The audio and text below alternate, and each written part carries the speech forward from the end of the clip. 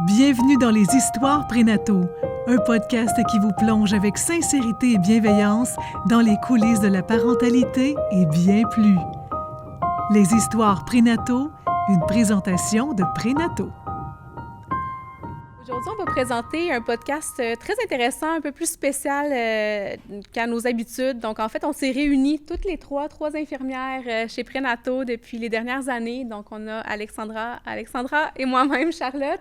C'était vraiment intéressant puis le fun comme conversation, les filles. Là, j'ai vraiment adoré élaborer sur plusieurs sujets. Ce que j'en retiens, c'est qu'on a surtout touché des sujets qui peuvent paraître tabous, je trouve, à nos jours, mais qui sont essentiels. Donc, notamment, on a discuté des familles typiques, atypiques de nos jours, de la pression sociale et surtout de la quête de la famille parfaite qu'on souhaite tous, on dirait, obtenir, ce qui n'est pas nécessairement une bonne chose.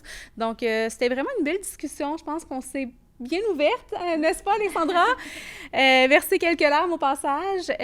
Puis c'était le fun d'en apprendre plus sur vous, les filles, puis de pouvoir partager un peu plus de notre expérience en tant que maman, mais aussi en tant qu'infirmière. Donc, je vais commencer par présenter ma collègue Alexandra Dubreuil, infirmière clinicienne. Allô? Alexandra, ça fait déjà 2 ans que tu travailles chez Prénato. Est-ce que tu pourrais nous expliquer brièvement un petit peu plus tes fonctions au sein de l'entreprise? Oui, en fait, j'ai débuté il y a 2 ans après un congé de maternité. Donc, j'ai à la maison 3 enfants, un petit garçon qui a 5 ans, puis j'ai des jumelles de 3 ans. Donc, après le congé de maternité de mes filles, j'ai postulé chez Prénato, puis j'ai été engagée à la clinique de Québec. Fait que depuis tout récemment, je dirais quelques mois, là, je suis un petit peu plus en charge des suivis de grossesse à l'aide de notre médecin de famille, peu plus la médecine privée, mais sinon, je suis aussi en charge de l'accompagnement coprénatal, coprénato, devrais-je dire, là, donc préparation à l'accouchement, préparation à l'allaitement, puis celui sur le 4e trimestre, donc un petit peu plus les bases, comment accueillir bébé, comment bien se préparer. Fait que j'ai un petit peu les 2 volets, puis évidemment, je fais aussi du dépistage prénatal là, quotidiennement, je dirais. On a bien hâte de t'entendre un petit peu plus sur les prochains sujets qu'on va toucher. On a Alexandra, co-animatrice du podcast. Une autre Alexandra. L'autre Alexandra. Ça sera pas mélangeant. Oui, c'est ça, exact. Alexandra Bourrousseau. Oui. Donc, pionnière chez Prénato depuis plus de 7 ans. Est-ce que tu voudrais te représenter brièvement pour ceux qui n'ont pas écouté peut-être le premier épisode? Bien, effectivement. Donc, pour ceux et celles qui n'avaient pas écouté les épisodes, infirmière clinicienne depuis de nombreuses années. Je suis chez Prénato depuis 7 ans. Maman de 2 enfants aussi qui sont un petit peu plus vieux, donc bientôt 8 ans et 10 ans. Au niveau de Prénato, comme Alexandra, je fais un petit peu de médecine privée aussi, suivi de grossesse, dans le dépistage prénatal quotidien, mais j'ai aussi un rôle de mentor, gestionnaire, service clinique. Donc, c'est moi là, qui travaille avec l'ensemble de l'équipe à mettre en place les procédures, les protocoles. Donc, tout ce volet-là, service un peu qualité clinique. Donc, mais merci. Mais oui, c'est ça. Fait que je touche un peu de tout, un peu de gestion, mais aussi, je conserve là, quand même un certain rôle en clinique parce qu'au final, ce qui me passionne beaucoup, c'est les femmes enceintes, les grossesses, les futurs parents. Donc, je tenais là, quand même à garder un pied un petit peu sur le plancher là, pour continuer à pratiquer de ma vocation au final. Oui, effectivement. Bien, je vais me représenter aussi brièvement. Donc, moi, c'est Charlotte, maman également de 2 enfants, un petit garçon de 6 ans et une petite fille de 3 ans. Infirmière auxiliaire de profession depuis 6 ans, à peu près 1 an là, après l'arrivée d'Alexandra chez Prénato. Je me concentre, moi, majoritairement du côté clinique, là, avec les patientes pour le dépistage prénatal, les prises de sang, etc. Depuis les dernières années, je touche un petit peu au volet marketing, réseaux sociaux, mais majoritairement, là, je suis auprès des patientes avec mes collègues. Donc, est-ce qu'on commence dans le vif du sujet pour les questions? Je vais commencer, par te la poser à toi, la première question, Alex. Alors, quel est ton plus grand défi de la parentalité en tant que maman de 3, justement? Je pense que ça se résume par un mot, là, l'équilibre, essayer de trouver justement du temps pour tout faire. Honnêtement, j'ai de la misère des fois à jongler avec le travail à temps plein où je veux me définir, je veux être une bonne infirmière, je veux être une bonne collègue. Celui d'ami, je pense que c'est le rôle qui en prend le plus difficilement, qui prend prend le moins de place actuellement, malheureusement, parce que je dois me concentrer aussi sur le quotidien familial avec mon conjoint, mes 3 enfants. Donc, essayer de trouver un équilibre pour me plaire à travers toutes les sphères, tous les rôles que je porte, je pense que ce serait le plus grand défi actuellement que je vois au quotidien, je dirais, là. Surtout avec la pression qu'on se met volontairement, là, je pense que c'est ça qui... Oui, exact.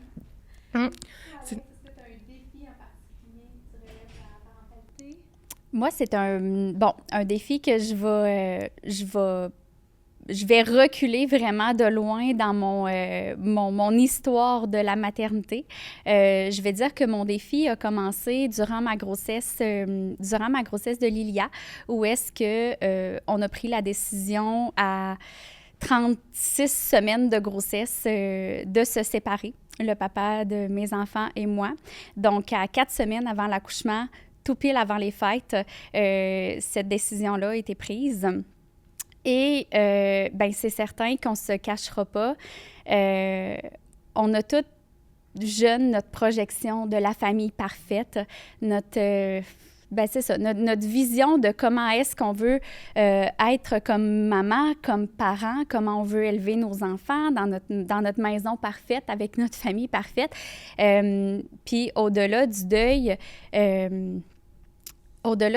du couple, vient avec ça aussi le deuil de ta vie de famille. Donc, tout réorganiser un peu cette situation-là familiale. Et je dirais que pour répondre à la question du défi de parentalité que je vis, que j'ai vécu, au fait, à travers ça, ma fille va avoir, depuis 8 ans, c'est beaucoup le fait que, quand tu vis des moments difficiles avec ton enfant, quand tu es fatigué à la fin d'une journée puis que tu as un enfant qui est peut-être un petit peu plus challengeant, tu es toute seule à la maison pour gérer ça, tu sais. Alors que quand tu es 2 parents, puis que tu es peut-être plus fatigué, plus à fleur de peau, plus émotif, tu vas passer le relais à ton 2e parent. Mais quand tu es monoparental ou, j'ai une pensée aussi pour les parents qui sont solo-parentales, ou est-ce que, quand tu es fatigué à la fin de ta journée, que tu vas chercher tes enfants après avoir passé 1 heure dans le trafic, à la garderie, à l'école, et que tu reviens, le souper n'est pas fait, faut que tu fasses les leçons, puis que finalement, ton enfant, il déborde d'émotions, de colère de sa journée, de ce qui s'est passé ou peu importe, et que toi aussi, tu es à fleur de peau, tu te dois de te gérer toi-même pour être capable de gérer ton enfant. Puis ça, je pense que dans mon parcours d'expérience de parents, s'il y a quelque chose que que j'ai trouvé difficile, mais que je trouve encore difficile aujourd'hui, c'est vraiment le fait de, dans mon expérience de la monoparentalité, d'avoir à gérer ces situations-là parfois toute seule, alors que j'aurais juste envie de passer le relais à l'autre parent qui finalement n'est pas là, puis que tu peux pas, tu sais. Fait que c'est vraiment là c'est ça, mon volet de la parentalité que je dirais qui est vraiment un défi pour moi, puis qui est assurément probablement, on s'entend, là, des familles monoparentales, plusieurs vont probablement se reconnaître dans ce que je suis en train de raconter,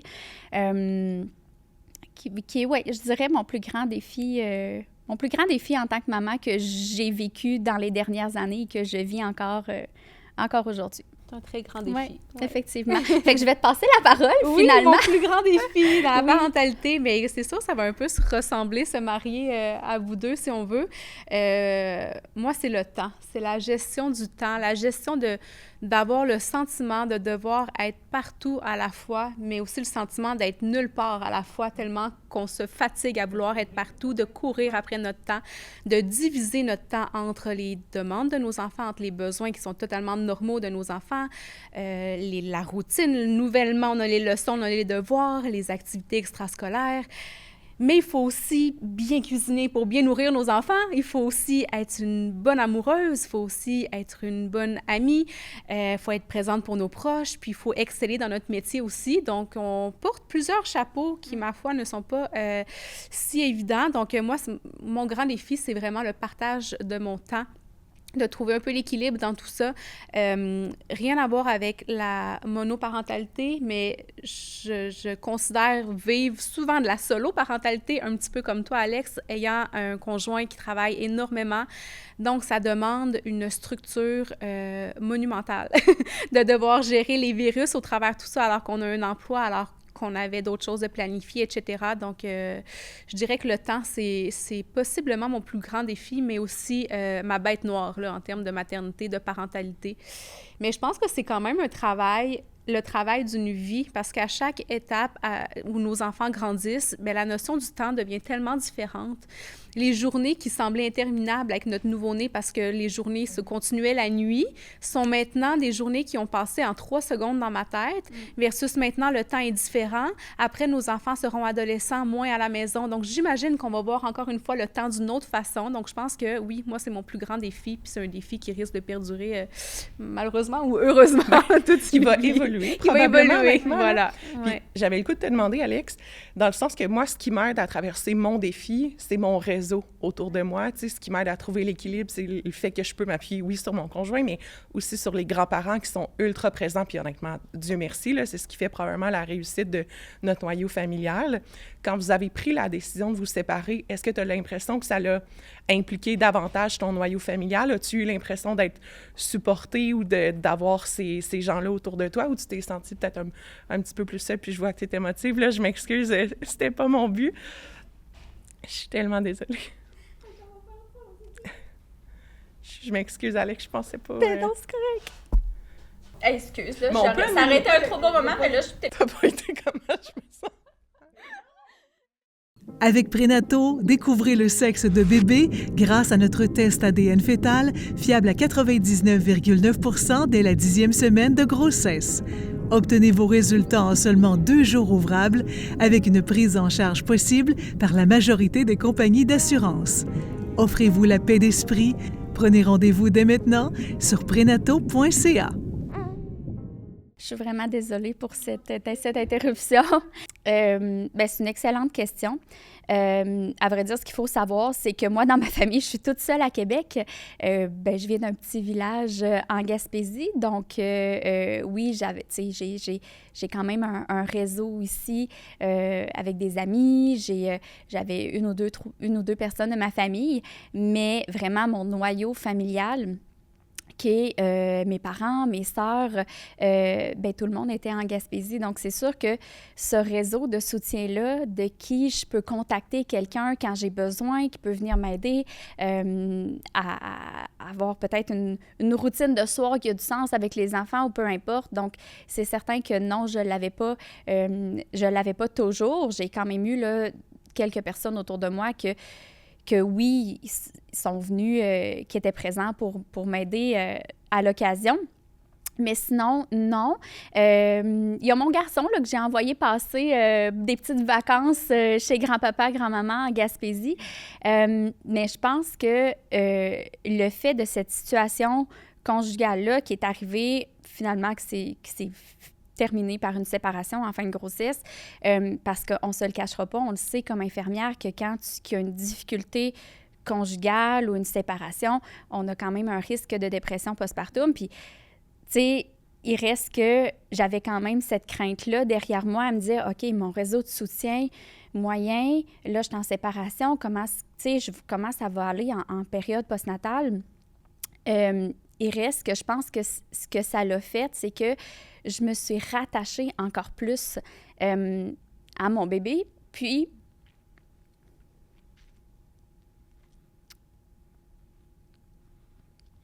ça a été vraiment des semaines où on était super fusionnels. Puis, ça a été particulier parce que, mon Dieu, j'avais de la misère à laisser les gens autour de moi la prendre dans ses bras, tu sais.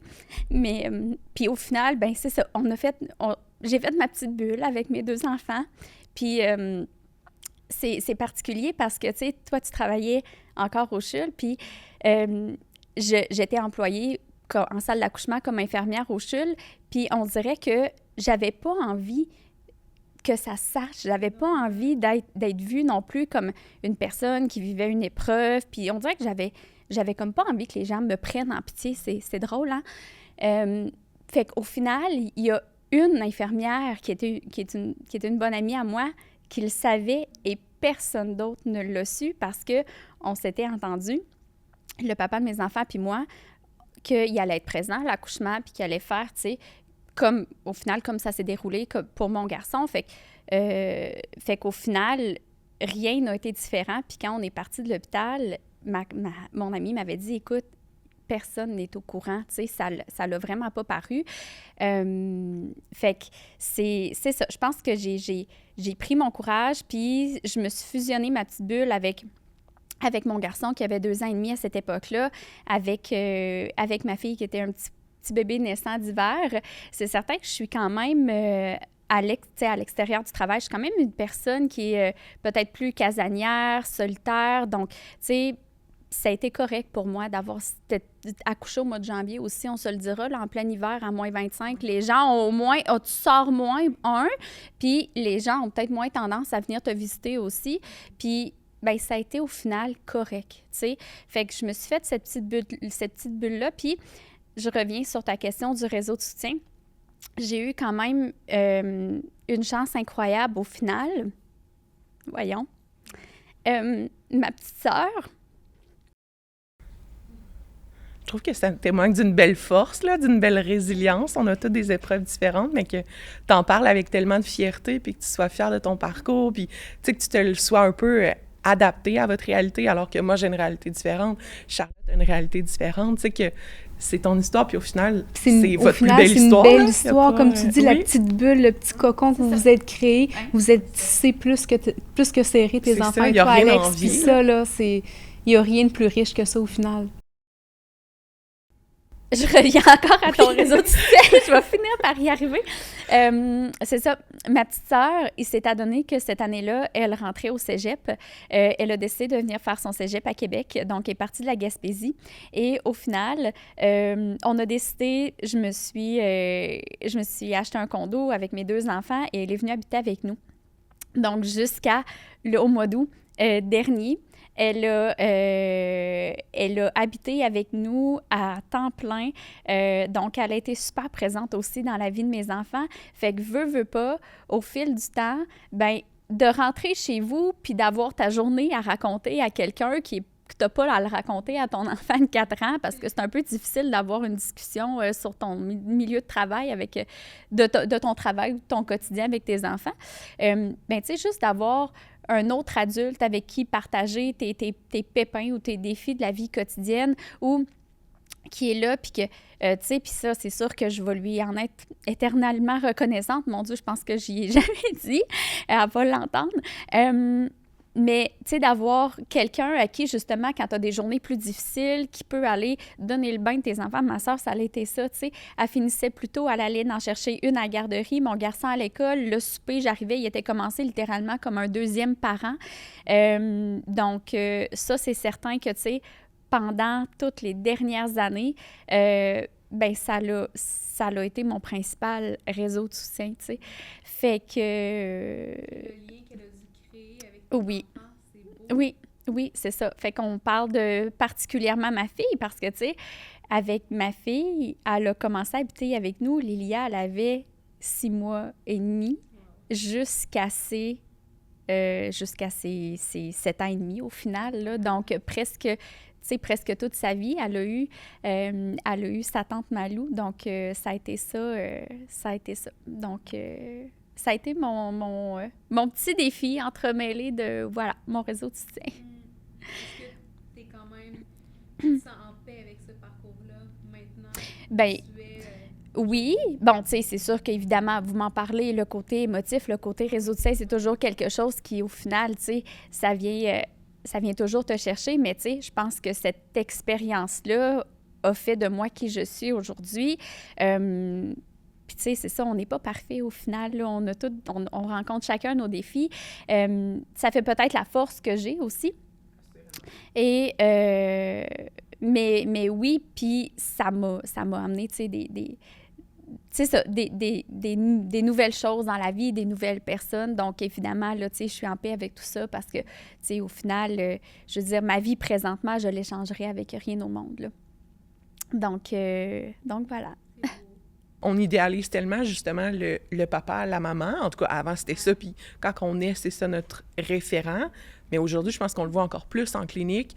Tous les types de familles qu'on peut avoir. Tu sais, l'autre fois, j'avais un couple, justement, de parents homosexuels qui était avec un couple de femmes qui portaient leur enfant. Fait que, tu sais, je pense qu'on idéalise tellement le profil qu'on en fait le deuil, mais toi, ton profil, il est parfait, là. Ta petite famille est parfaitement imparfaite, au même titre que la mienne l'est, là.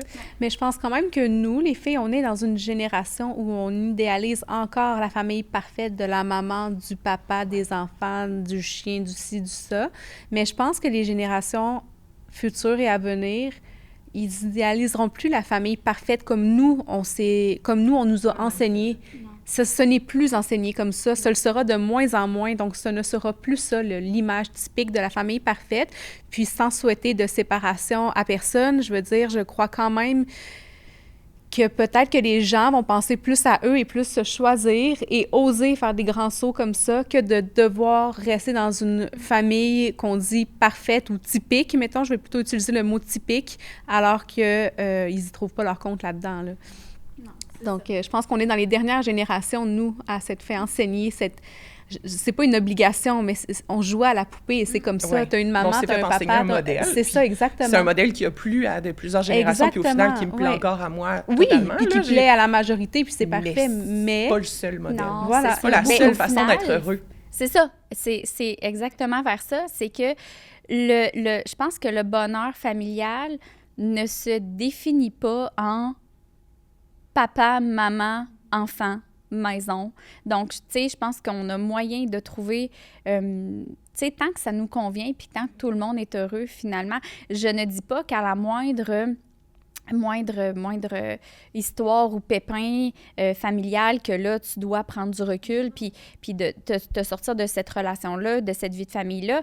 Tu sais, au contraire, je veux dire, t'as des couples qui vivent tellement des embûches puis des situations difficiles puis qu'au final, en ressortent beaucoup plus fort. Mais, tu sais, au final, ce que tu veux dans ta vie, c'est toi que tu sois heureux, puis que tes enfants aussi, qui vivent dans le bonheur. Puis c'est qu'à un moment donné, tu sais, c'est que si, comme parent, t'es pas heureux, bien, tes enfants, ils vont le ressentir de toute façon dans leur quotidien. Puis, tu sais, je trouve qu'il y a une leçon à apporter aux enfants dans ce temps-là aussi, que, tu sais, nous, comme parents, là, est-ce qu'on voudrait que nos enfants demeurent dans une relation dans laquelle ils ne sont pas heureux et que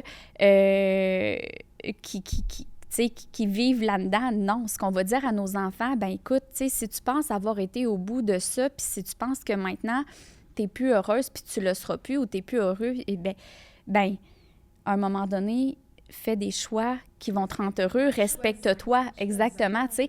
On n'accepterait pas que nos enfants, on n'accepterait pas, vous comprenez qu'est-ce que je veux dire, mais que nos enfants restent dans une situation qui leur sont malheureuse. Fait que, tu sais, dans un autre sens, non, on veut pas qu'ils abandonnent, puis on veut qu'ils passent à travers les barrières qui sont plus difficiles, mais d'un autre côté, on veut qu'ils soient heureux aussi. Fait que c'est toujours de trouver l'équilibre entre ces deux facettes-là. Fait que d'un autre côté, bien, c'est ça, c'est deux belles leçons à leur partager, puis, tu sais, à leur démontrer que, bien, qu'au final, tu sais, il y a moyen d'être heureux pareil. Puis c'est certain que c'est pas toujours facile pour les enfants, tu sais, d'aller chez un, d'aller chez l'autre parent, de pas toujours être avec les deux. Puis, tu sais, moi aussi, il y a été un moment donné où mes enfants, ils m'ont posé la question, tu sais, pourquoi vous habitez plus dans la même maison, tu sais, toi puis papa, puis pourquoi vous pouvez pas retourner ensemble? Puis, à un moment donné, c'est quand ils vieillissent, on n'a pas le choix d'être honnête puis de leur dire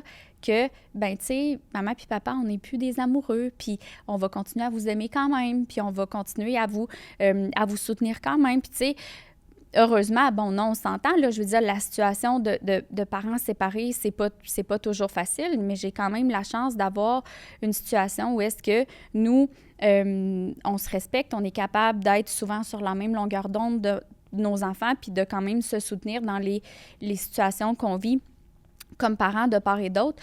Donc, tu sais, au final, ben je pense que nos enfants, malgré ça, de notre côté, du moins, ça pourrait être pire. Tu sais, ils ressentent pas trop d'impact négatif là, par rapport à ça. Puis, tu sais, je veux dire, ça nous arrive même d'aller à des games de soccer, puis d'être là les deux ensemble dans les estrades ou de faire des activités ensemble. Puis, ben je pense que si tous les parents pouvaient faire des choix pour le bien de leurs enfants, même dans un contexte où ils sont séparés, ben mon doux que la vie serait peut-être plus belle pour ces enfants-là au final.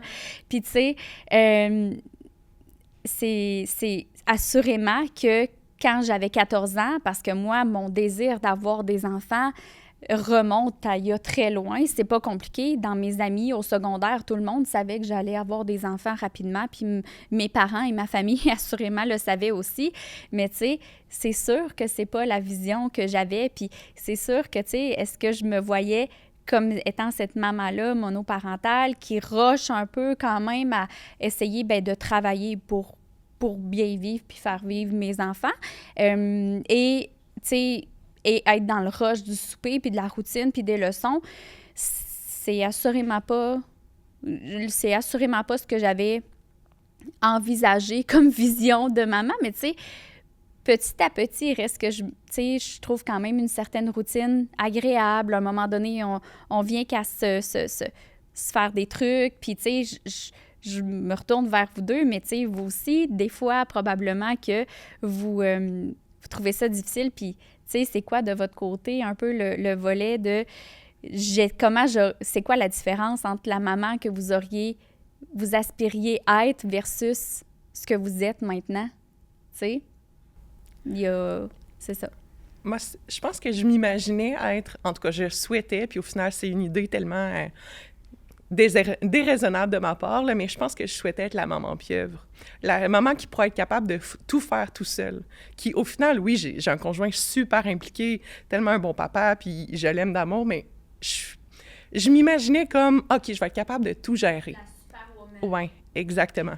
Puis je pense que c'était la pression que je me mettais sur les épaules. Puis, tu sais, là, maintenant, je le réalise au final, c'est bien mieux quand on le fait en équipe, c'est bien mieux quand on partage, tu sais, nos difficultés, puis quand on accepte l'aide. Mais au début, je voulais refuser l'aide, je me sentais pas à l'aise de le demander, je voulais tout faire. Je vais gérer le côté administratif de la maison, l'entretien, les enfants, je vais retourner travailler à temps plein. Ah, on va faire un petit supplémentaire là.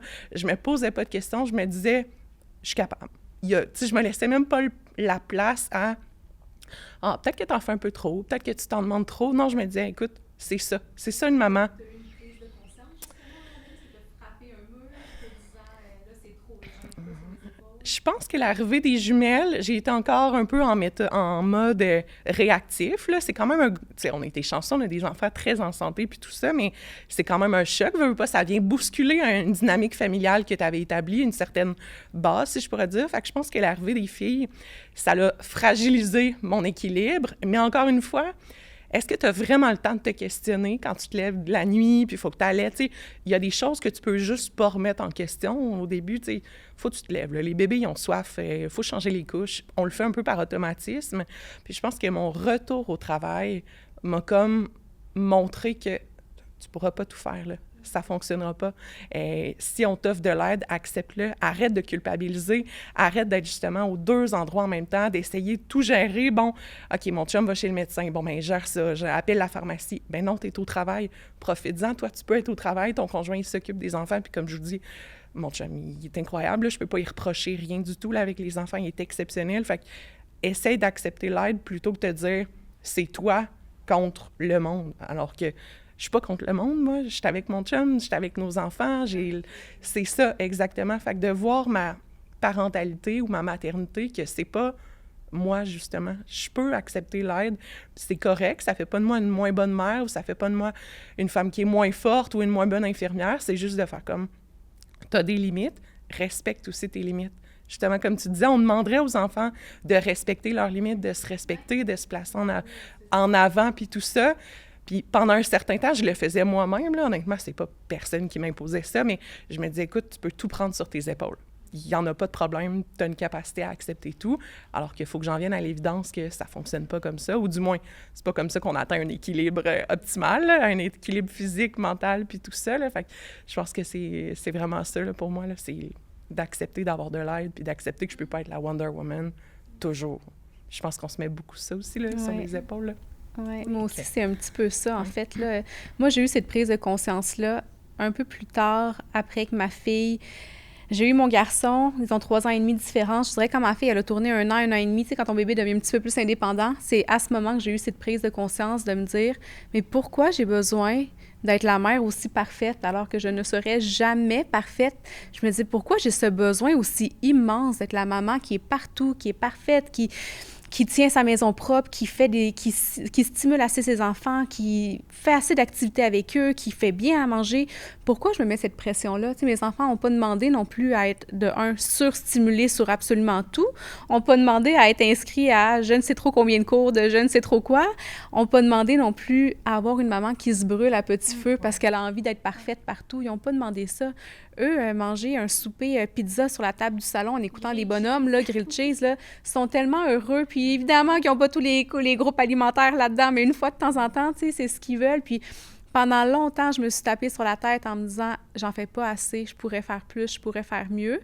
Puis je pense que j'ai moins apprécié ma maternité, moi, avec mon premier enfant, à toujours être dans cette quête constante de la perfection, d'être la maman parfaite, mais ça fait aussi que, tout en essayant d'être parfaite dans mes autres sphères, je voyais très bien que j'y arrivais pas, fait que ça me mettait une colère en dedans de moi qui était pas possible, puis je sais que ça a été des moments peut-être un peu plus fragiles entre mon copain et moi, parce que justement, j'avais de la colère accumulée de ne pas réussir à être parfaite partout, parce que je me mettais une pression monumentale sur les épaules à être la meilleure maman possible.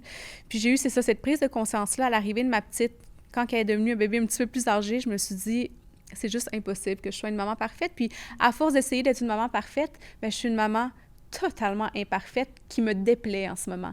Donc, tu sais, ça a été une immense prise de conscience de ralentir dans plusieurs sphères de ma vie, puis surtout de ralentir dans cette quête constante de la perfection que j'atteindrais jamais, puis que j'étais en train de, justement, de détester la personne que je devenais à constamment vouloir être parfaite. Donc, ça a été...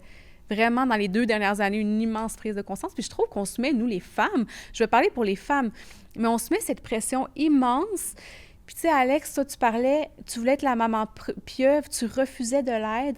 Je trouve tellement que les conjoints, souvent, je vais parler pour moi, mon conjoint, mon chum, souvent, quand les petits étaient plus jeunes, je trouvais qu'il avait de la difficulté à prendre sa place parce que je le laissais pas prendre sa place. C'est pas parce qu'il voulait pas, parce que c'est le papa le plus aimant, présent, adéquat, mais je ne le laissais pas prendre sa place avec les bébés. Je ne sais pas pourquoi. Charlotte, t'es fatiguée, laisse, je vais le faire, laisse, je vais lui donner le bain. Gars, je vais lui donner un biberon, se boire, si elle allaite-la pas. Non, la réponse était non, je vais le faire, non, ça va, tout est correct, non, je suis capable. Mais je trouve qu'on est quand même beaucoup de femmes comme ça, puis après ça, on prend 2 minutes, on cogne un mur, puis on se dit « Hey, sais-tu quoi, je suis fatiguée, j'essaie d'être partout à la fois, je suis nulle part en même temps, ça marche juste plus. » Ouais, mais je t'ai tendu une perche plusieurs fois, puis t'as tellement tout le temps dit non qu'à un moment donné, la perche, j'ose plus te la tendre, là, tu sais. Fait que je trouve tellement qu'on a de la difficulté à laisser, que ce soit un conjoint ou de l'aide de famille extérieure, à dire, ouais, là, j'en ai besoin d'aide, là. J'en ai vraiment besoin. Puis le jour où on réalise, puis je pense que ça aussi, c'est un travail d'une vie, mais bon, le jour où on réussit à accepter un petit peu plus d'aide, je pense que là, on peut commencer à apprécier un petit peu plus le genre de parent qu'on est, je pense. Parce que je crois, dur comme fer, pertinemment, que c'est impossible d'être un parent à la hauteur si on n'est pas capable d'accepter l'aide qui nous est proposée. C'est impossible. Bien, je trouve depuis que mes enfants vieillissent, puis que j'ai un peu fait de la paix un peu avec le deuil, si on pourrait dire, de la maternité, de la maman pieuvre, quand je donne des cours prénataux, je dis souvent, ça prend un village pour élever un enfant, là. Puis cette citation-là, qui, honnêtement, je ne sais pas d'où elle vient, là, mais cette phrase-là a tellement pris de sens pour moi, puis je me plais à la répéter aux parents.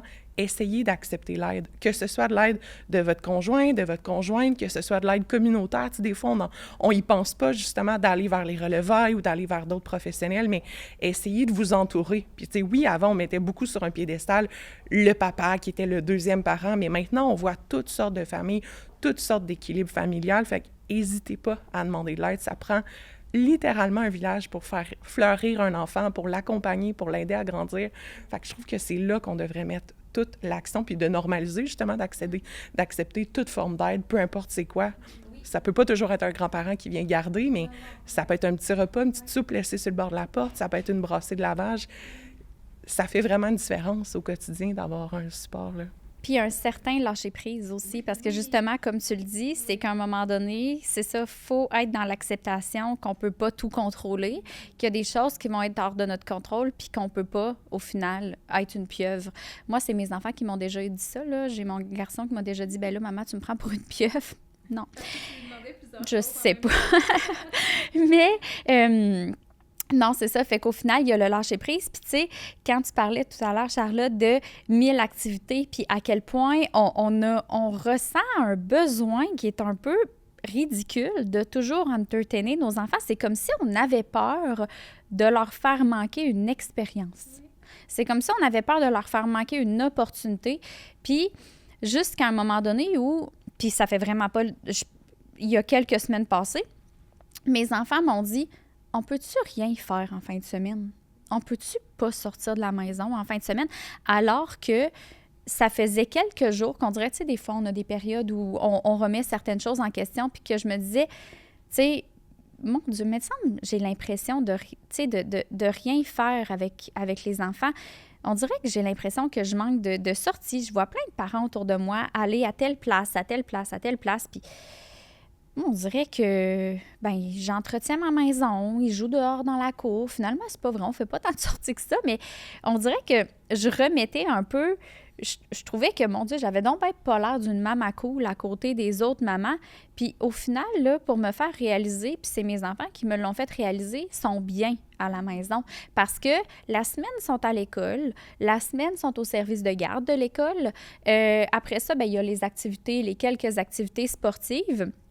Au travers de ça, on est toujours pressé à les faire manger, leur faire des devoirs, les faire laver. Tu sais, les moments de qualité en famille sont rares. Puis, tu sais, on dirait plus ça va, plus ils sont précieux. Puis, tu sais, j'essaie de chercher des moments simples. Exact, des moments simples où est-ce que ma fille, cette semaine... Son moment de la semaine, probablement son highlight de la semaine, ça a été qu'avant d'aller se coucher au lit, on a colorié sur des feuilles de papier à terre, tu sais. Elle avait dépassé son heure de dodo, puis elle y tenait donc bien, puis j'ai fait, tout bad l'heure de dodo. Tu sais, elle se couchera 10 minutes plus tard, à un moment donné. Fait que, mais c'est ça, je pense qu'on se met beaucoup de pression, puis il faut lâcher prise un peu sur notre rigidité, mais notre vouloir d'être... notre désir d'être parfait. Puis là, parlons un peu des lutins de Noël. On en parlait au bureau cette semaine, puis moi, je me disais, j'en vois ton bain passer, puis j'ai pas... Des fois, je me sens coupable de pas embarquer là-dedans à 100%, mais des fois, je me dis, Colline, j'ai pas... on dirait, j'ai pas envie de faire quelque chose que des soirées me tentent pas. Fait que de temps en temps, on en fait. De temps en temps, on n'en fait pas. Puis c'est bien correct chez nous. Des fois, les lutins font des coups, des fois non. Puis à un moment donné, c'est que tu viens c'est ça, on accepte ça que, à la place, on fait d'autres choses, tu sais. Puis on vit, on fait d'autres moments. Ça me vient à parler un petit peu de la pression sociale, justement, les fameux lutins. Il y a tellement de choses qui font que, justement, on se met une pression monstre sur les épaules parce que tout ce qu'on voit, que ce soit sur les réseaux sociaux, que ce soit ce que nos enfants nous rapportent de l'école, que les amis ont fait, c'est immense, la pression qu'on se met sur les épaules. Immense. Puis, tu sais, c'est bien, tu te respectes. Moi, les lutins, ils font des coups une fois de temps en temps. Ce sera pas tous les jours. Mais tant mieux.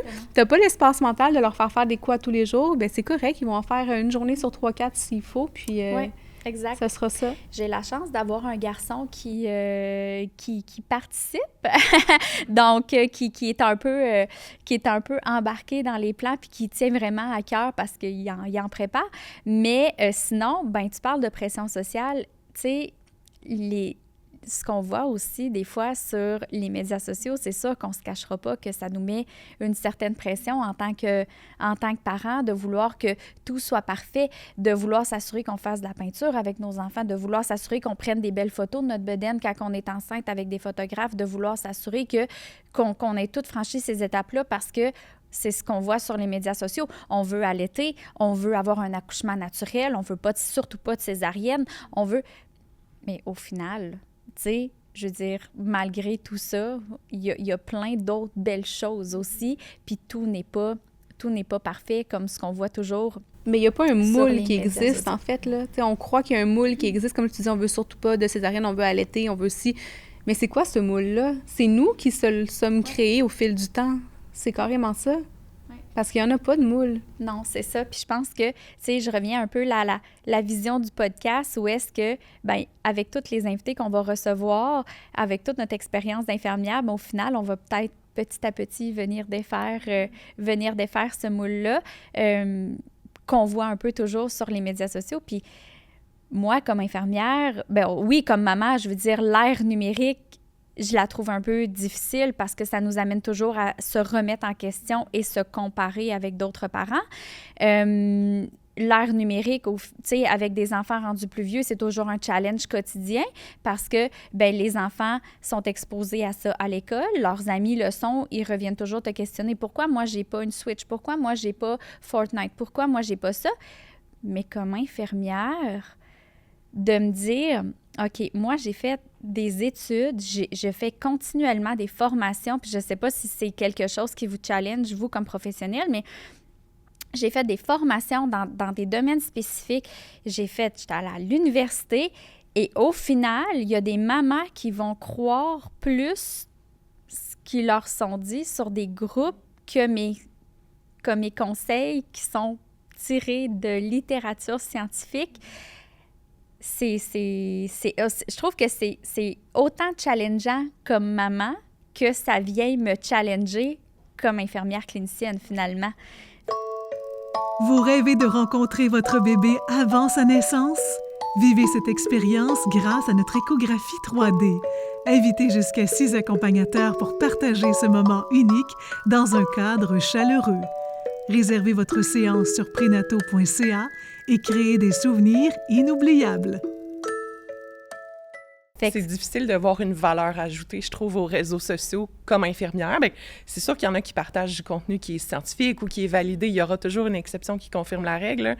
Mais je trouve de voir une valeur ajoutée, ne serait-ce que moi comme maman, mais pour côtoyer des mamans en plein cœur de leur grossesse ou en postpartum, notamment la pression qui vient de là, mais la fausse information ou l'information qui est juste pas en lien avec leur perspective, leur historique de grossesse. C'est un travail constant là, de rencontrer les patientes, de défaire leurs idées préconçues que tel forum ou tel site Internet abracadabra qui a véhiculé, alors qu'au final, il existe quand même, il y a du bon sur les réseaux sociaux. Comme je dis, il existe des sites Internet qui sont vérifiés, qui sont fiables, qui sont chapeautés par les organismes professionnels, mais malheureusement, ce qui en ressort, c'est souvent ceux qui font pas de bon sens. Puis c'est de ça qu'on va s'inspirer. C'est de ça que les mamans vont boire les paroles ou vont lire les écrits ou vont se comparer en tant que telles, là, vont vouloir être comme qu'est-ce qu'on a dit justement, on doit allaiter ou au contraire, on peut pas donner tel type de biberon. Finalement, tu l'as dit, il n'y a pas de moule. Là. Il n'y a pas, si tu veux allaiter, parfait. Si tu veux faire un allaitement mixte, parfait. Un tir-allaitement, au contraire, il n'y a aucun souci. Alors que parfois, on peut voir toutes sortes de choses sur les réseaux sociaux, puis c'est difficile de défaire les moules. On est la génération, je pense, des réseaux sociaux. En tout cas, pour ma part, moi, Facebook est arrivé quand j'étais à l'adolescence. Fait que j'ai toujours vécu avec le fait d'avoir de l'information instantanée, des notifications à toute heure du jour puis de la nuit. Fait que j'imagine que pour les jeunes enfants ou les futures mamans, pour eux, c'est encore plus ancré, là. Ça fait du sens pour eux que ce soit leur premier réflexe de... Oui, c'est ça. On va plus sur un moteur de recherche où on va encore moins dans la littérature scientifique. On va vraiment sur Instagram, sur Pinterest, puis... Clairement que j'y vais aussi, là. Je trouve des recettes, là, mais tu sais, on y va pour tout et pour rien, qui, au final, ça remplace pas la vie, là. Exactement, puis des fois, ça fait pas de sens. Puis une histoire d'une maman sur un témoignage de médias sociaux ne va pas nécessairement s'appliquer à ce que toi, tu vis en fonction de tes facteurs de risque, de tes antécédents médicaux, tu sais, fait que chaque conseil qui sont livrés par des professionnels, c'est sûr qu'il y a certaines bases dans tous les sujets, mais il reste que, tu sais, si ton professionnel te donne une recommandation, c'est parce que j'ose espérer que c'est la meilleure recommandation dans ta situation. Donc, tu sais, c'est ça. C'est difficile aussi de voir que bien, ça prend autant de place dans notre vie personnelle, mais aussi dans notre vie professionnelle. Puis on tend quand même à évoluer d'une certaine façon là, en tant que maman, mais aussi que professionnel de la santé là-dedans, là, dans ce type de situation-là. Puis, mis à part l'ère numérique, toi, Alex, est-ce que depuis que tu es maman, ça a changé ta vision du rôle d'infirmière, mettons, d'obstétrique ou périnatalité que tu es? Est-ce que ça a changé beaucoup?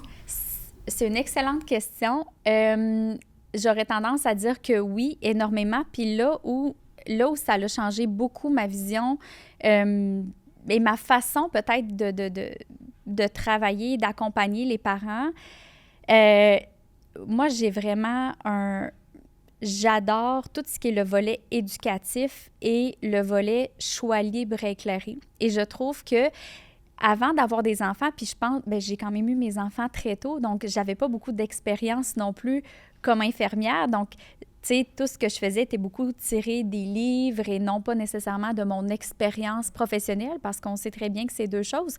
Mais en devenant maman, puis en pouvant vivre une grossesse de par moi-même, vivre mon propre accouchement et ma propre maternité, parentalité, ben ça fait en sorte que je trouve que je prends plus le temps premièrement, tu développes en quelque sorte ton empathie, parce que là, quand une maman vit quelque chose que toi, tu as vécu, je te comprends, il s'applique pour de vrai. Il s'applique pour de vrai parce que tu as vraiment passé par là. Donc, les mamans qui ont leur premier trimestre, elles le trouvent vraiment difficile parce qu'elles ont eu des nausées, vomissements. Puis, tu sais, j'ai une maman l'autre jour qui m'a dit, moi, j'ai des amis, mes amis autour de moi, ils ont tous eu des grossesses parfaites. J'ai personne, on dirait que je suis la seule, puis j'ai dit « Hey, non, t'es pas la seule. Si tu savais comme je te comprends, là, c'est difficile un premier trimestre quand t'es malade, puis que t'es fatiguée, puis que t'es cerné jusque-là, puis que tu vomis 4 fois par jour. » Fait que là, on dirait que à la fin de notre rencontre, elle dit le fait que tu m'as partagé ton premier trimestre, ça m'a tellement fait du bien. Là, on dirait que je sors d'ici tellement plus sereine. Oui, exact. Donc, tu sais, le côté un peu, c'est ça, empathique, on peut vraiment les comprendre aussi. Puis, j'adore, c'est comme, tu sais, moi, avoir des enfants, oui, j'aimais l'obstétrique, la périnatalité, mais encore plus depuis que j'ai eu des enfants. Donc, ça m'a amené à faire des formations complémentaires sur plein de sujets qui touchent la parentalité. Donc, d'être le volet éducatif, de transmission d'informations, d'éducation à la santé, tu sais, tout ce qui est notre rôle d'éducation et promotion de la santé, je le prends en considération fois 1000, mais toujours dans un processus où est-ce que mon rôle, c'est de mettre toute carte sur table aux parents pour m'assurer qu'ils fassent un choix libre et éclairé qui respecte leurs valeurs, tu sais. Si dans ta grossesse, tu sais, il en demeure pas moins et qu'on est des professionnels de la santé, on a le devoir de donner les recommandations. Mais, tu sais, si moi, je recommande, par exemple, le vaccin de la coqueluche et que j'explique pourquoi on recommande le vaccin de la coqueluche au fin deuxième, début du troisième trimestre, pourquoi on le recommande, c'est quoi les risques associés si on ne le prend pas, etc., avec tout l'enseignement qui va avec, et que finalement, à la lumière de ces informations-là, les parents font le choix, maman fait le choix de ne pas être vaccinée contre la coqueluche, je me dis, mon rôle, il est fait et mon devoir est accompli parce que cette maman-là, elle a fait un choix libre et éclairé. La décision ne m'appartient pas, exactement. Puis je pense que ce volet-là, avant d'avoir des enfants, j'allais peut-être pas autant à fond dans mes explications puis dans mes informations. Puis je pense que le volet, justement, de choix libre et éclairé était peut-être pas aussi développé puis important que ce qu'il est maintenant. Puis tu sais, je veux dire, au-delà de ça, il y a tellement des belles histoires qu'on rencontre, puis il y a tellement des choses qui font en sorte que, oui, ce qui est écrit dans les livres, puis oui, ce qui est recommandé, c'est une chose, mais, tu sais, au final, il y a d'autres choses qui peuvent être très correctes aussi, puis que comme professionnel, je l'accepte, puis tant qu'ils font ça dans leurs valeurs, puis que c'est bien compris, c'est correct, puis qu'ils ont eu la bonne information, tirer de la bonne littérature et des bonnes ressources, c'est ce qui est important. Fait que je pense que ce qui a transformé un peu mon travail, c'est ça, c'est vraiment la différence entre le avant mes grossesses versus maintenant. Puis, tu sais, plus le temps avance, plus j'évolue aussi là-dedans. Puis, tu sais, probablement que si tu avais à me reposer la même question dans 5 ans, 10 ans, ce serait pas la même chose parce qu'on change tout le temps puis on évolue. Mais à ce moment-ci, c'est ma réponse à la question. Je sais pas Votre réponse, ce serait quoi à cette question-là? Moi, ça a changé plus mon rôle dans le volet, mettons, obstétrical, postpartum, que dans mon volet d'infirmière en général. Je travaillais à l'hôpital avant d'être maman, donc je faisais majoritairement du postpartum puis de la pouponnière. Donc, j'ai quitté le réseau, l'hôpital, pendant mon congé maternité, pendant que j'étais enceinte de mon premier enfant, de mon garçon. Puis, à ce moment-là, l'accouchement, c'était pas quelque chose... Ça ne semblait pas être de l'inconnu pour moi, travaillant là-dedans. Et le 4e trimestre, pour moi, je me disais... J'en vois à tous les jours, pas des 4e trimestres complets, mais bon, des postpartum, je sais à quoi ça ressemble, je sais à quoi m'attendre, la chute d'hormones, les nouveau-nés, les douleurs post-accouchement, je vois en quoi ça peut consister. Donc, c'était pas quelque chose qui m'effrayait. Je ne sentais pas que c'était de l'inconnu. Donc, moi, j'ai plongé là-dedans, la tête vraiment très haute, jusqu'à temps que je réalise ce qu'était réellement un 4e trimestre, la chute hormonale, le postpartum. La petite déprime postpartum qui peut s'en suivre et ce fut probablement la période la plus magnifique de ma vie parce que je devenais maman pour la première fois, mais c'est aussi la période la plus difficile, pour ne pas dire pénible, de ma vie d'un point de vue psychologique.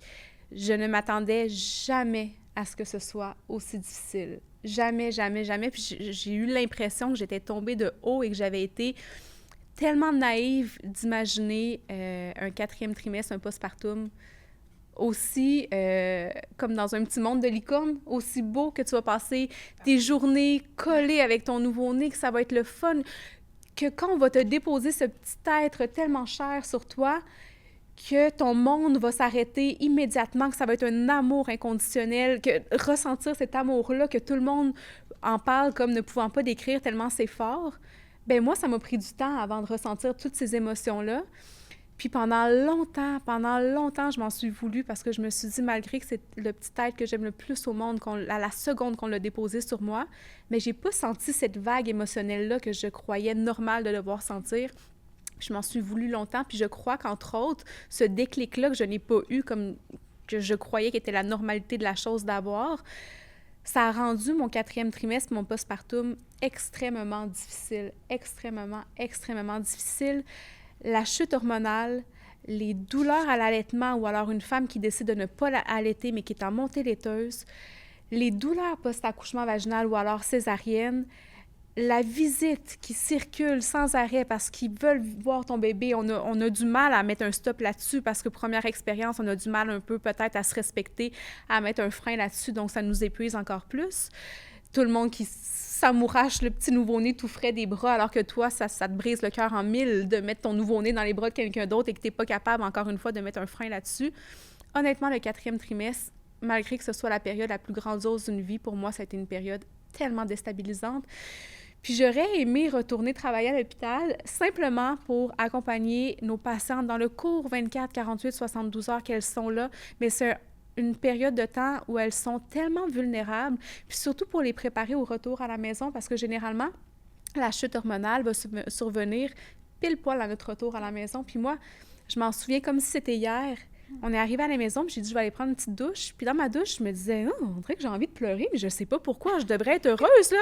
Mon bébé est en pleine santé, tout a bien été, je suis de retour à la maison. Je vais verser une petite larme subtile dans ma douche, là, je vais ressortir, ça va être fini après. Bien, quand j'ai versé cette larme-là, cette larme a continué pendant 2 semaines à couler, tu sais. Puis c'était sans arrêt, puis sans arrêt, puis sans arrêt, puis je comprenais pas ce qui m'arrivait parce que j'étais heureuse, comblée, amoureuse de mon bébé, de mon chum, mais j'ai juste envie de pleurer, puis je ne sais pas pourquoi. Bienvenue dans le monde de la chute hormonale. Mais c'est tellement normal, là. J'ai le souvenir de revenir à la maison avec mes filles, avoir eu un parcours normal ou typique, si on pourrait dire, tu sais, rien de grandiose, puis de revenir parce que mon voisin, il a changé ses fenêtres, puis je les trouvais donc belles. Puis je pleurais, puis je pleurais, puis je pleurais. Tu pas changé tes fenêtres? Non, parce que j'étais émotive qu'il ait changé ses fenêtres, puis mon chum, il me regardait, ma belle-mère me regardait avec mon gars, puis il était comme « Mais pourquoi tu pleures, Alex? » Ça va bien, là. Tu le sais pas pourquoi tu pleures. Je le sais pas. Les petites choses viennent te chercher encore plus. Puis au final, ça avait aucun sens de pleurer pour des nouvelles fenêtres d'un voisin. Voyons, ça n'a pas de bon sens. Non, mais en même temps, oui, ça avait du sens parce que t'es une boule d'hormones. Oui. T'as vécu une transformation immense dans ta vie qui va te suivre toute ta vie. Puis, tu sais, le nombre de fois est-ce que ça va? Est-ce que t'es sûre que ça va? Puis là, t'as les yeux de même, les poches en dessous des yeux parce que ça fait 3 jours que tu pleures. T'es là, oui, ça va. Puis t'as les larmes qui reviennent. Mais on le sait, premièrement, ce n'est pas tout le monde qui vit un postpartum aussi émotionnel que ça, mais il y a énormément de femmes qui le vivent. Puis ça, on le croit pas parce qu'on se fait enseigner, puis encore une fois, on croit, on se fait dire, tu vas voir, ça va être le plus beau moment de ta vie. La plus belle journée, de ta vie. Tu vas voir le lien d'attachement, puis ça, je trouve ça vraiment intéressant que tu en parles parce qu'il y a combien de nouvelles mamans qui se sentent coupables de ça puis qui n'osent pas le dire, que ils n'ont pas... cet attachement-là avec leur bébé s'est développé au fil du temps, mais n'a pas été immédiat, tu sais. Puis c'est bien correct, c'est bien normal. Mais ça se dit pas beaucoup. Donc, non. Quand ça t'arrive, non seulement c'est déstabilisant, mais en plus, si c'est ta première expérience en tant que maman, tu te dis... mais je ne serais pas une bonne maman. Je ne suis déjà pas une bonne maman. J'ai pas pleuré toutes les larmes de mon corps quand on m'a mis mon bébé sur moi parce que c'était un inconnu pour moi. Puis j'avais juste... Attends, on va apprendre à se connaître tous les deux, on va se découvrir. Alors que ça n'a pas été, c'est mon bébé, c'est l'amour de ma vie, immédiat, puis je ne le lâcherai pas, je le colle, je peux plus... Mon monde vient d'arrêter de tourner dans le moment. Quand on ne le vit pas comme ça, puis qu'on croit que c'est comme ça qu'on doit le vivre, c'est quelque chose quand même. Puis avec du recul, je revois certaines familles, certaines mamans que j'ai vues à l'hôpital en postpartum qui semblaient peut-être, je trouve que c'est lourd de dire détachées de la situation, mais peut-être un peu plus brouillées dans cette grandiose étape de leur vie. Puis maintenant, là, j'aurais envie de retourner les voir puis de juste mettre ma main sur leur épaule puis leur dire, c'est vraiment normal. C'est un petit inconnu que tu l'as porté pendant 9 mois, mais ça reste un inconnu quand même. Il faut que tu apprennes ces petits sons, ces petites mimiques. Il faut que tu apprennes à tout le découvrir de ce petit humain-là. Mais c'est normal qu'en ce moment, tu le regardes comme étant un simple inconnu en te disant, on va apprendre à se connaître, toi puis moi, étape par étape, puis ça va bien se passer. Donc, moi, c'est la plus grande transformation. Ça a vraiment été ça parce que j'aimerais tellement pouvoir mieux accompagner les nouvelles mamans qui vont vivre un postpartum peut-être un petit peu moins idéalisé qu'on le croit. Puis, c'est quand le sujet vient dans nos consultations pour le dépistage prénatal en clinique, puis que c'est un premier bébé, j'en parle. Dès que je vois qu'une porte est ouverte, j'entre à pieds joints là-dedans parce que je trouve que c'est un sujet qui est tellement... qui ne devrait pas être tabou, puis qui est tellement important, tellement, tellement important. Puis je trouve que dans notre 4e trimestre, peu importe la façon qu'on le vit, c'est le moment où on se doit de s'écouter plus que jamais, puis d'imposer nos limites, puis d'établir nos propres limites auprès de nous-mêmes, auprès de notre conjoint, de nos familles proches, de notre entourage, de nos amis. Donc moi, c'est la chose qui me vient en tête, c'est carrément ça. Puis mon Dieu, que j'aimerais pouvoir retourner en arrière, retourner faire un petit peu de postpartum, simplement pour accompagner différemment, sachant certaines émotions que certaines femmes pouvaient vivre, et conjoints, parce que les conjoints aussi, de voir sa compagne, sa blonde ou conjointe, d'accompagner la nouvelle maman comme ça et de l'avoir un peu déstabilisée, ça doit être troublant aussi. Oui, puis ça, on n'en parle pas beaucoup non plus de comment les nouveaux papas peuvent se sentir. Donc, puis ils sont tout aussi à risque d'avoir des difficultés d'adaptation, puis tout ça, on s'entend. Là. Oui. Je trouve qu'on l'appelle à tort, ou on l'a popularisé comme ça, le congé de maternité. Ça permet d'idéaliser justement que ça va être facile, tu vas être en vacances. Qui rêve pas d'être en santé, à la maison, à avoir toutes ces journées? Au final, c'est pas nécessairement ça la réalité. Oui, il y a des beaux côtés, là. On est à la maison, mais c'est pas un congé. T'es pas en vacances, t'es pas dans un club med où tu te fais servir tes repas, le lavage est fait, le lit est fait. Non, il y a quand même... C'est toute autre tâche qui ressemble pas à celle du travail. C'est pas un 9 à 5, c'est un 24 sur 24. C'est un 7 jours sur 7. Il y a un nouveau petit bébé qui compte sur toi. Puis au final, t'es la personne ressource. Le papa ou la deuxième conjointe l'est tout autant, mais la personne qui choisit de prendre le congé parental a quand même une charge légèrement supplémentaire, si je pourrais me permettre, là, sur les épaules. Fait on l'appelle vraiment à tort le congé de maternité. L'appellation n'est pas tout à fait exacte. Puis en me parlant du 4e trimestre, ça me fait penser, tu sais, peut-être que c'est quelque chose que vous avez déjà vécu aussi, toi en donnant les cours prénataux, en parlant avec d'autres personnes, mais quand on aborde le 4e trimestre et le après-grossesse avec les futurs parents pour qui c'est le premier bébé qui arrive, j'ai toujours l'impression qu'on nous écoute un peu d'une oreille, que ce qu'on donne comme information est peut-être un petit peu pris à la légère. Parce que, ben, ils sont pas dans le ici maintenant. Tu sais, leur préoccupation durant la grossesse, c'est leur échographie, le développement intra-utérin de leur bébé. À la limite, si on se projette un petit peu plus loin, l'accouchement. On dirait qu'on a beau l'étape la plus difficile au final, là, c'est pas nécessairement la grossesse ou l'accouchement. On a toute une crainte face à l'accouchement ou peu importe, mais l'adaptation postnatale, le 4e trimestre, le fait d'apprendre à connaître ton bébé, le fait de former une nouvelle famille, le fait de trouver ton rôle de maman, mais de trouver ton rôle de conjointe à travers tout ça et tout mélanger à ça.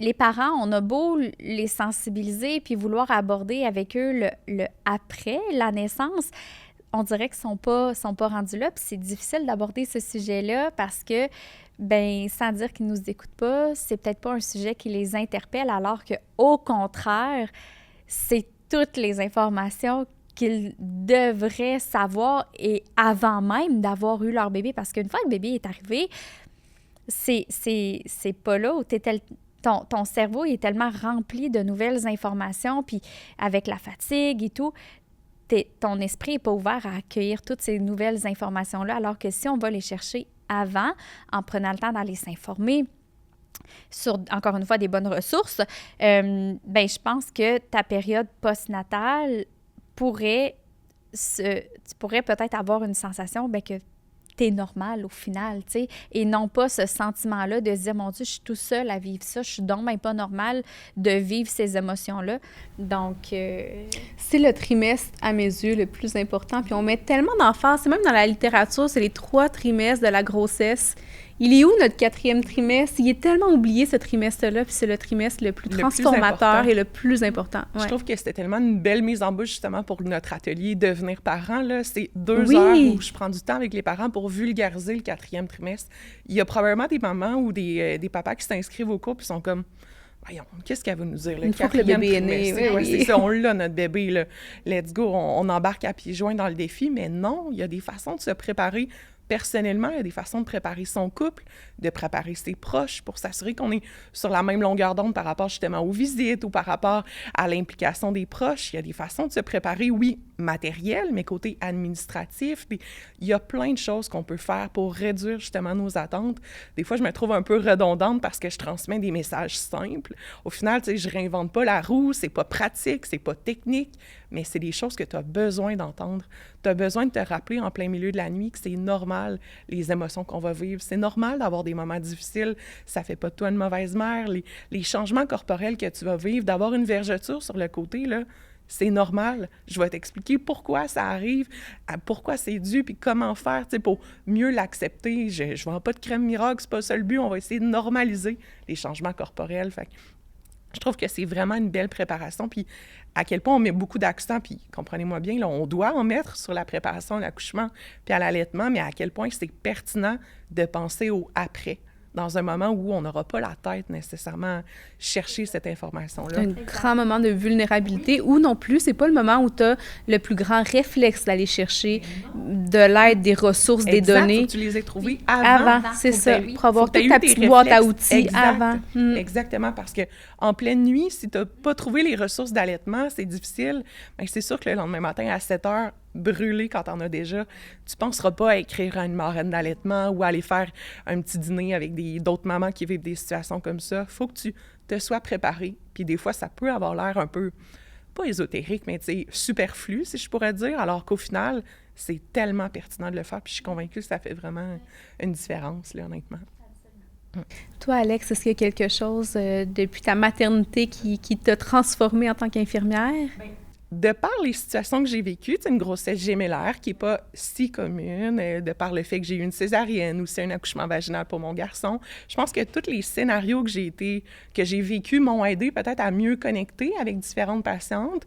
C'est sûr que si j'ai une patiente en suivi de grossesse qui attend des jumeaux pour un dépistage prénatal, on dirait que le lien se fait instantanément. J'ai le goût de leur dire que ça va bien aller, que, tu sais, il y a des ressources, il y a des façons de bien s'organiser, puis que c'est pas au contraire un drame ou quelque chose de difficile, qu'il va y avoir vraiment du positif à travers tout ça, parce que pour certains, ça va être une annonce dramatique, pour d'autres, ça va être une annonce où ils vont en perdre la voix, ils vont vraiment être sous le choc. Fait que c'est sûr que ça m'aide. Par contre, moi, quand j'ai vécu mes suivis de grossesse, j'ai pas compris l'étendue des besoins des autres, parce que j'avais déjà toutes mes connaissances. J'étais déjà infirmière en postpartum, en obstétrique. J'avais les connaissances, on peut dire, théoriques, une légère expertise pratique pour de l'aide à l'allaitement. Fait qu'on dirait que moi, ça a juste coulé. Mais la maternité de mes proches, de ma belle-sœur, de mes amis, de voir à quel point ils m'écrivaient pour des questions que j'avais pris pour acquis, faussement pris pour acquis, on s'entend, mais moi, je connaissais parce que j'étais dans le milieu, parce que je m'étais renseignée ou parce que j'avais fait plus de recherches pour mon plaisir personnel, de voir des questions simples que je pensais qu'ils étaient abordés d'emblée pendant le suivi de grossesse ou d'emblée pendant la vaccination ou comme préparation à l'accouchement. On dirait que ça m'a donné une petite mission intérieure de me dire, OK, les parents que je vais côtoyer, soit en postpartum ou en obstétrique, je vais essayer de les outiller. Puis là, depuis que je suis chez Prénato, bien, c'est la même mission. On va essayer de les outiller. Quand je les vois en suivi de grossesse à différents moments, bien, je vais essayer de leur donner des repères, essayer de leur donner des bonnes bases. Fait que j'ai plus l'impression que c'est la façon dont mes proches ont vécu leur maternité, de les voir très peu outillés par le parcours régulier, que ce soit suivi médecin, suivi infirmière, par la préparation à l'accouchement. On ne se cachera pas que certaines en ont fait une belle, se sont inscrits, ont fait l'effort, mais arrivaient tout de même dans des moments charnières où il y avait littéralement l'impression d'être pas des acteurs de leur accouchement, de ne pas être en pleine action, mais de subir ou de se laisser faire pendant leur accouchement, soit qu'ils n'étaient pas assez outillés par rapport à ce que l'on leur proposait, un déclenchement, un stripping, des choses comme ça, acceptés parce que ben, ça a l'air d'être comme que je fasse. C'est ce qu'on m'impose. C'est la meilleure chose à faire. Mais qu'on me texte après, « Hey, je sors du bureau médical, j'ai eu un stripping, tu sais. » OK, mais tu as eu un stripping, est-ce que tu sais c'est quoi? Est-ce que tu sais quel était le but? Ah ben non, on m'a juste dit qu'à 38 semaines, on faisait un stripping. Bien, c'est pas faux, mais il manque peut-être un peu d'éducation. Pour quelle raison? Fait que moi, c'est sûr, mes patients dans mon bureau, j'essaie de leur expliquer, écoute, tu auras la possibilité, si ton corps le permet, si tu le souhaites, si c'est un bon moment pour toi, bien, d'accepter telle procédure, mais au moins pour qu'ils aient l'impression d'être en action dans leur grossesse. Pas juste de se ramasser, bon, ben, tu sais, t'as ton bébé. Puis justement, peut-être que ça va réduire un petit peu le mur qui pourrait frapper de ne pas avoir compris l'étendue de... C'est grandiose, là, ce que tu t'apprêtes à vivre, là, mais ça vient pas tout seul. Ça vient avec son lot de défis, puis des fois, une mise à jour sur un petit peu ce que tu t'attendais puis ce que tu vas vivre aussi. Fait que je dirais que c'est vraiment la maternité de mes proches qui m'a permis de prendre connaissance de qu'est-ce qu'on peut apporter dans la vie des autres en tant que tel. C'est ça. Voilà. Et merci, Alex. Merci, Alex. Les deux, Alexandra, merci les filles pour votre ouverture, pour vos partages. C'est intéressant d'apprendre à en connaître un petit peu plus puis de pouvoir partager un peu de nos vécus, de nos expériences. De nos petits cocons, de nos petits cocons. Oui. Oui, ça fait du bien. C'était très intéressant. Donc, bien, merci pour votre belle participation. Ça fait plaisir. On se revoit dans un prochain épisode. Absolument. Les histoires prénataux, paroles d'experts,